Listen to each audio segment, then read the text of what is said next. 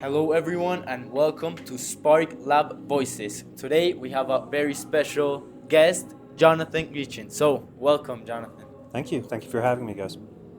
So, as our first question, you that have been on the Founder Institute over and that have been to 60 countries, the Founder Institute.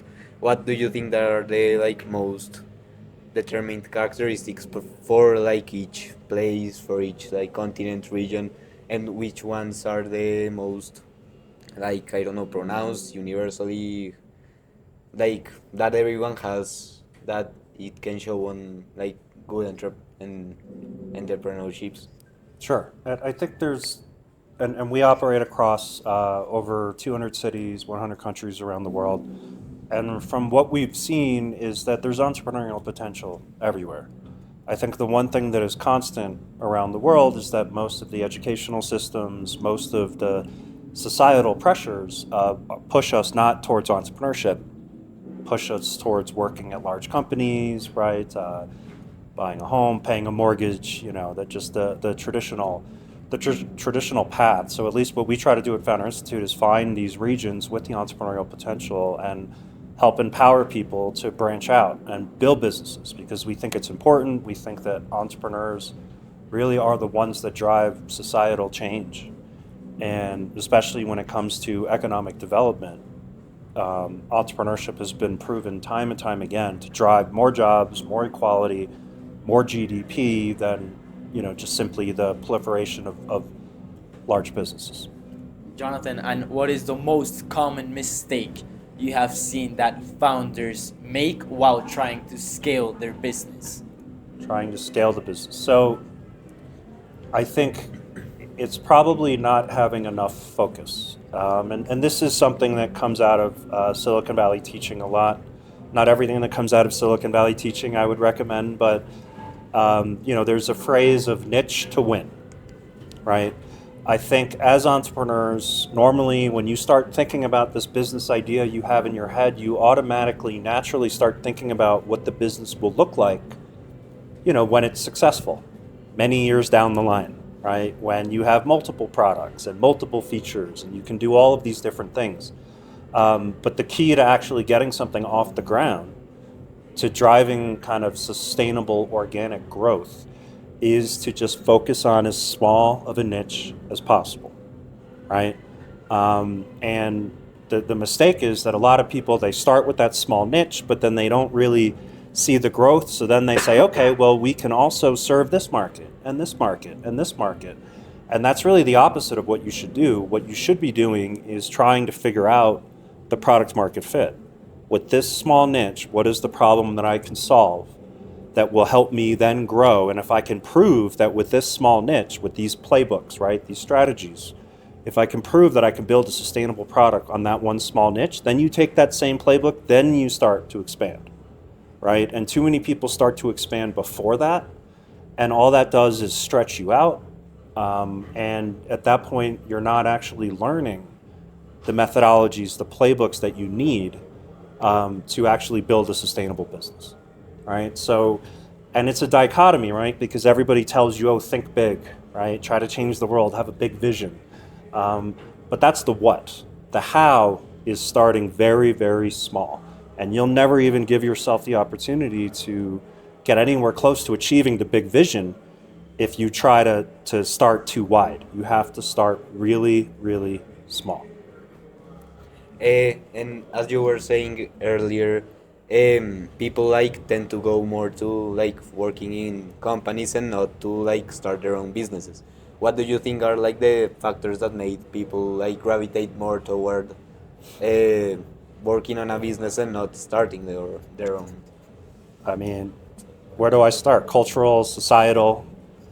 My mother, I grew up and it was always I should become a lawyer or I should go work at a bank, or it's safe things, and that's fine, and our society's been set up that way. But I think what we're seeing now more and more is that a lot of these quote unquote safe jobs are not going to exist anymore. A lot of these safe jobs are going to be replaced by AI. We're already seeing this in the United States. There was an important report that just came out a couple of days ago, just showing the unemployment rate of new graduates coming out of universities in the US is the highest it's ever been since I think the 1980s, right? So in a lot of cases, we have a society, we have an educational system that's driving us towards a reality that is not going to exist for much longer.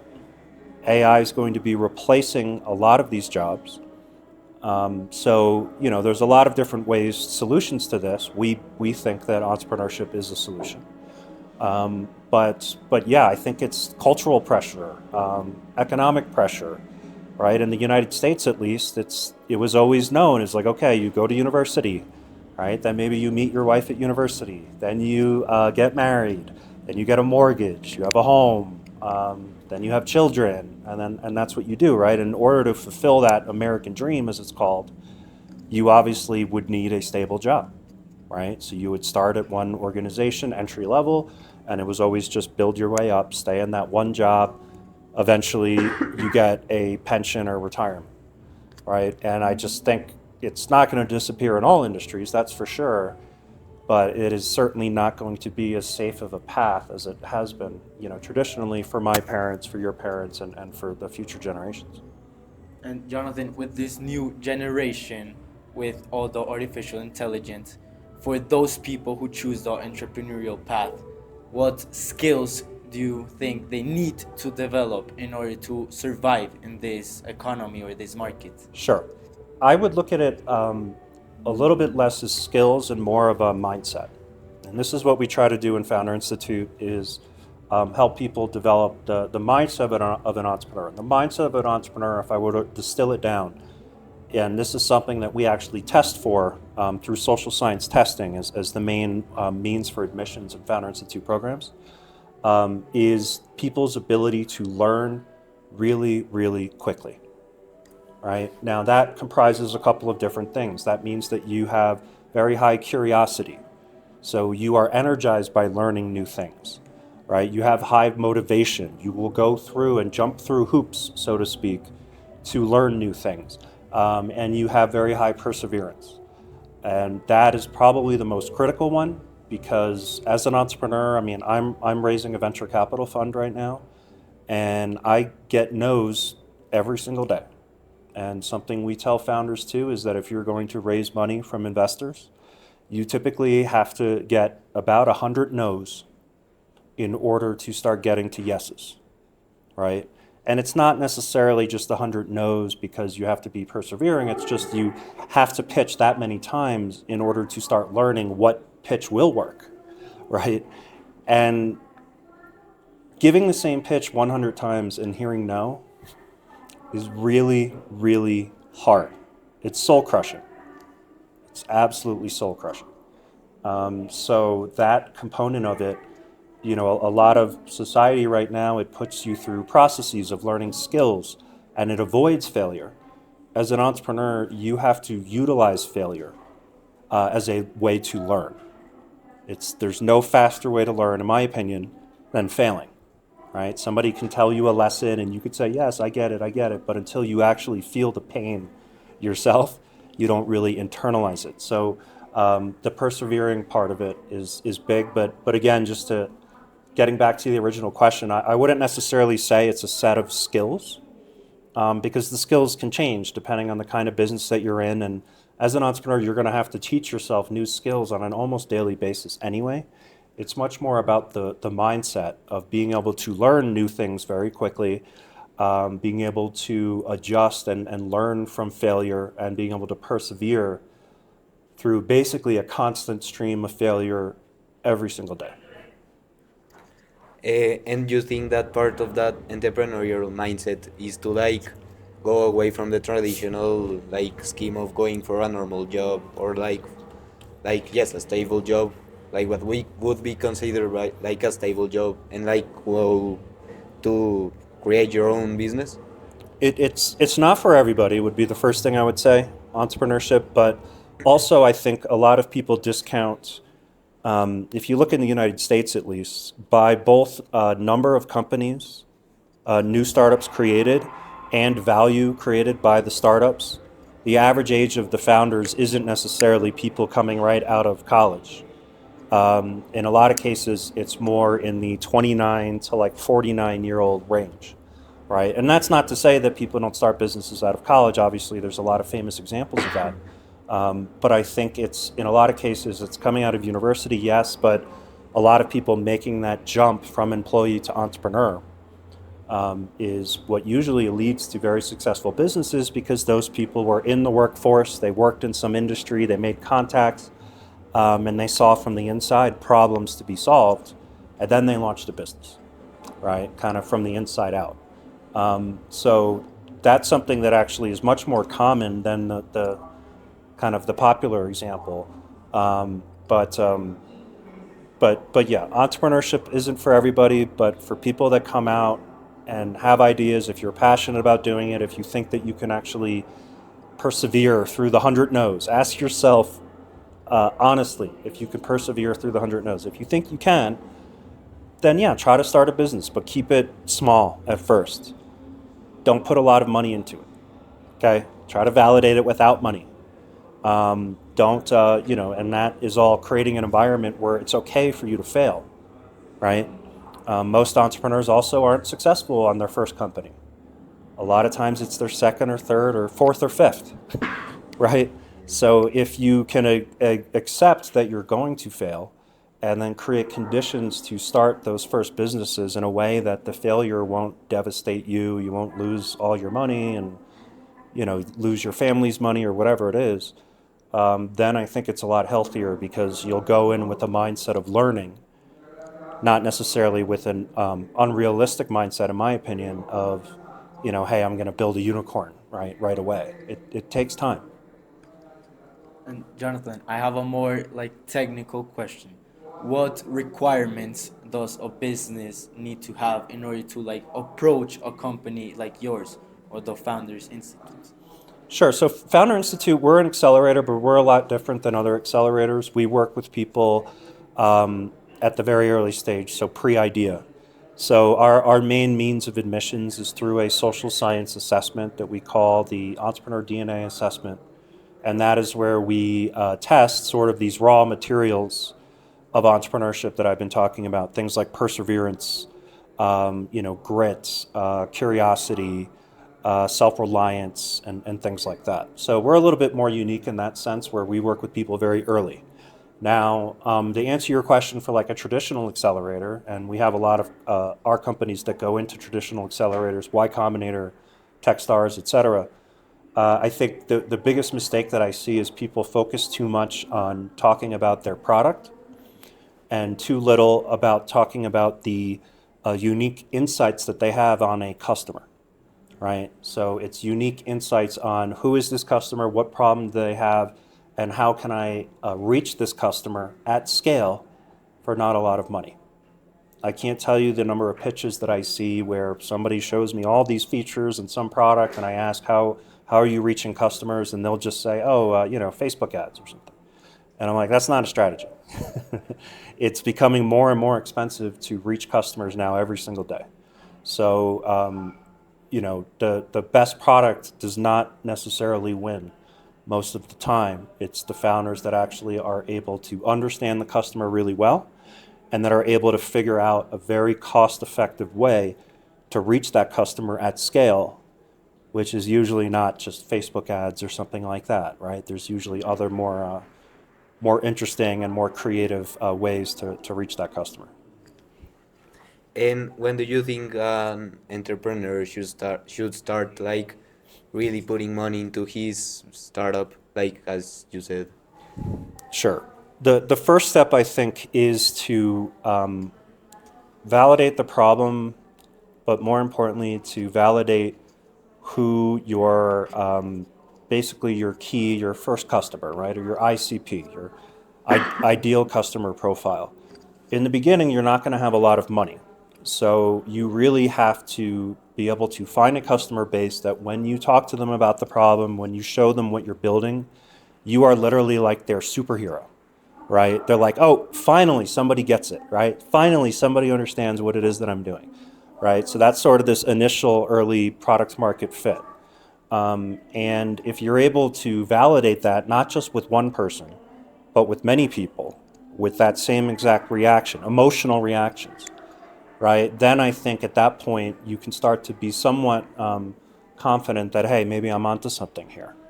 But again, just I'll stress that every company that comes through our accelerators, we have them bootstrapped. Okay, I said yes, the cost of acquiring customers is going up every day, but the cost of starting a business and building products is going down every day, right? So yeah, the best position to be in to raise money is to not need to raise the money. So try to bootstrap as long as you possibly can. And honestly, if you can't validate the business and the problem by bootstrapping, then either you might not be ready to be a founder, to be honest, or the problem, just might not be large enough for you to pursue at this point in time. And if you had to give a piece of advice to a young person starting their first business, what would it be and why? Good question.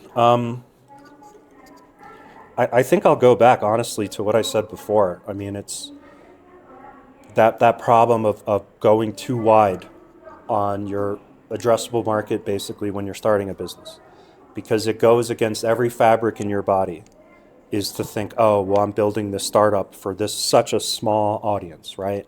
So most people will say, okay, well, I'm building this SaaS company for HR managers. And I'm like, you need to slice and dice that like 6 more times. What kinds of HR managers? Do they have purchasing power, or are they junior HR managers, right? What is their main KPI? At what kind of company? What size of company are they at? In what geography are they in, right? This is something called customer slicing. You have to just keep slicing and slicing, right? And even if your vision for this HR product is to democratize something, or it's some huge vision that you hope to build a $10 billion company one day, you have to start really, really small. And it's a really hard thing to do, especially for first-time founders. And it's one of those lessons that a lot of people have to learn the hard way before they really internalize it. I'm sure there'll be people listening to this video or something, and they'll hear this and maybe they'll internalize it, but they'll still make the mistake. I've made the mistake myself several times. It took me several times for me to actually be like, no, this is true. It's not just something people are saying. You have to start as small as possible. But then only when you validate that should you then start to expand. If you expand too early, it's a great way to lose a lot of money and a lot of time, and without learning a lot, because you're trying to do so many things at once. And how do you think one could like be ready to sell the product to other countries? So that's a question I've gotten a lot too. Coming from the U.S., I've had probably 5 or 6 people at this conference ask me, tell me, hey, I have this product here. I'd love to bring it to the U.S. How do you recommend I do that? And my advice to them always was like, look, we don't understand your market. We don't understand this market. The amount of things that I've learned about this market just being here for the last couple of days has totally changed my view of this market, right? And I was very bullish on this market. Now I'm even more bullish. But it's just the cultural differences, the difference on how business is done. It's very, very different. So my advice would be to dominate this market first, because when you go into the U.S. or any other country, you're sort of starting from scratch a little bit. Like, yes, you have product and stuff, but you're probably going to have to adjust components of your product for that market. You're going to have to adjust all of your marketing. You're going to have to adjust your sales playbooks. You're going to have to adjust your branding, right? It's not starting totally from scratch, but it's pretty damn close. So if you haven't been able to figure it out here, then it would be foolish to try to figure it out somewhere else first. And when do you think it's like the perfect moment to invest more and try to expand that one's small business? Yeah, in my opinion, it's probably somewhere around the Series A. So in terms of like moving to internationalize the company, was that the question? Yeah. Yeah, it would be somewhere between the seed round and the Series A round, or after the Series A. So just to explain that a little bit, like, you raise angel capital. Seed round is your first round, typically where you have a valuation on the business. That's sort of like going into the big leagues a little bit, because now you're not just working with angels, you're working with professional institutional investors, right? So at that point, you're sort of in the big leagues, and you're expected to grow very, very quickly. So I say, I wouldn't go international before the seed round, because at that point you haven't done enough. You haven't proven the product market fit. You haven't created the playbooks on how to expand into new markets. It's usually, if you're able to raise the seed round and then show enough growth so that you either raise the Series A or you're on a pathway to doing that, that would be the indicator that you figured some of those things out, that you've, quote unquote, dominated one market, or at least figured out how to really spread around that market quickly, so that you then be able to kind of try to repeat some of those things in another market. Okay, and if you could send us a message to our viewers, one last tip or something you want to tell them. Sure.